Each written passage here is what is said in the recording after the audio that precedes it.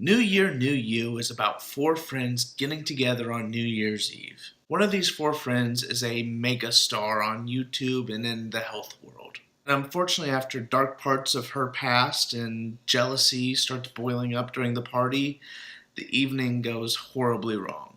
This is the first film in the series to be directed by a woman and actually features an all-female cast, 100% across the board.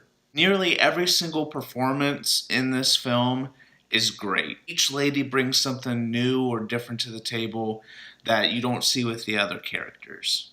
I will say though that Suki Waterhouse's performance does seem to teeter-totter sometimes between really good and not so great. But that might be more a problem behind the camera than in front of the camera. I think the four actresses and Sophia, the director, do a really good job of building these characters up as people, as believable people. Unfortunately, that is where the most positive points of this film end.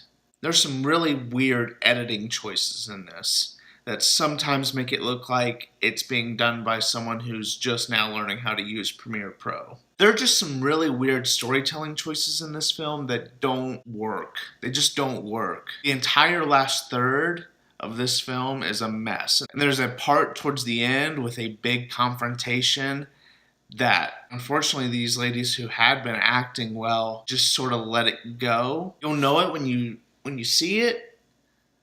This is all I can really do without spoiling anything. This. The ending itself is unfortunately a trash ending. I mean, really, really bad. Which is unfortunate because even the worst of the three films released so far is still decent, still bearable. My recommendation is you can watch New Year's New You if you want. If you want to finish the film franchise when all 12 films are out, or you're just deciding to plow through them all. But if you want a better version of New Year, New You, you could watch The Invitation. I mean, there's a lot of differences, but there's also a lot of similarities. So as you can probably guess, four incredibly talented actresses in front of the camera can't make up for the failures behind the camera. Watch it if you want to. I would still recommend, if you still want to watch all the films of this franchise, do it.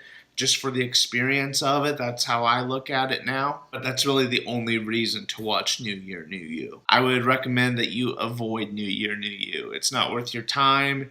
You're not going to be blown away. It's not going to be added to your annual viewing or anything like that. It's just going to be an hour and a half to 2 hours of your life. And the stuff that should be good is the worst part of it.